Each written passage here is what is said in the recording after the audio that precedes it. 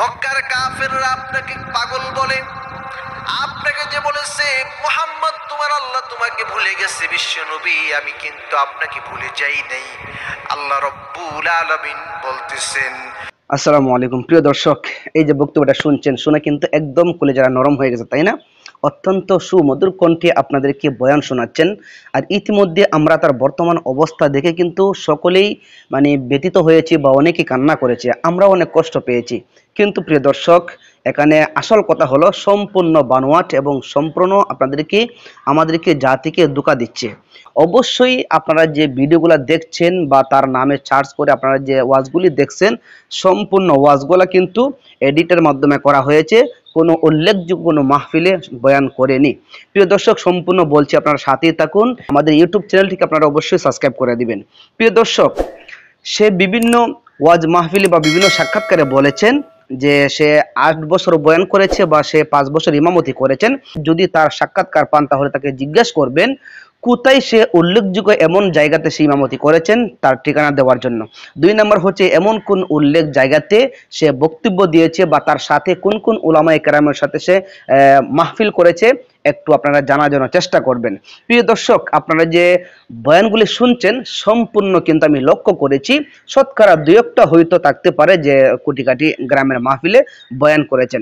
তাছাড়া অনেকগুলা মাহফিলে কিন্তু সে এডিট করে নিজে বাসাতে বসে বা অন্য কোথাও বসে আলোচনা করে কিন্তু সে ব্যাকগ্রাউন্ড দিয়ে সম্পূর্ণভাবে বয়ান করেছেন। এটা ছিল সম্পূর্ণ সে ওয়াজ মাহফিলের মধ্যে দিয়ে সে ভাইরাল হওয়ার দান্দা, কিন্তু হতে পারেনি। প্রিয় দর্শক, এর প্রমাণ হলো আপনারা তাকিয়ে দেখেন, স্ক্রিনে দেখতে পাচ্ছেন শিপনকে সবাই চেনেন, ঠিক আছে? শিপন যখন হাফিজ থেকে টিকটকার হয়েছিল তখন কিন্তু আরেকটা আলোড়ন সৃষ্টি হয়েছিল বা আরেকটা মানুষের মধ্যে একটা কষ্টের তুফান শুরু হয়েছিল। কিন্তু ওই ব্যক্তি শিপন থেকে দূরে নয়, শিপনের কাছের বন্ধু, শিপনের কাছের ব্যক্তি। অবশ্যই আমরা শিপনের সাথে তার বিভিন্ন ভিডিও দেখেছি। আপনারা স্ক্রিনটা লক্ষ্য করেন, শিপনের সাথে তার গোপন শত্রু আছে, ঠিক আছে? কিন্তু আমি যখন বিভিন্ন দিকে যখন তালাশ করতে লাগলাম তখন কিন্তু আস্তে আস্তে অনেক কিছু বেরিয়ে আসছে।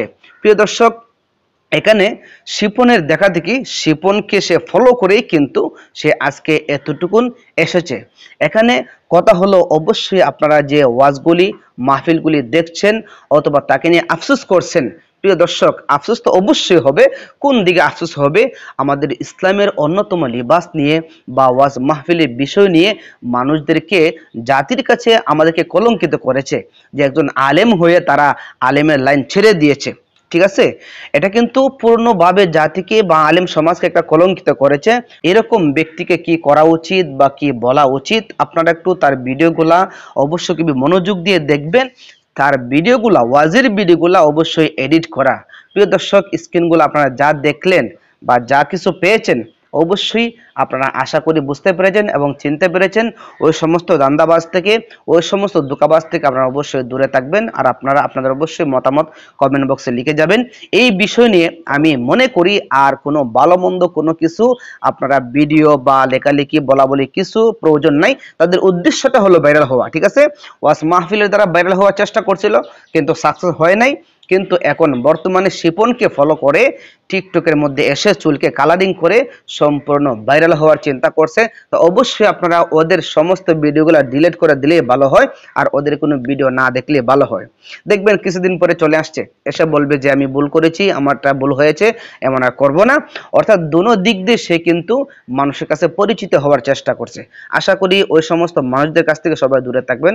ধন্যবাদ সবাইকে। আসসালামু আলাইকুম।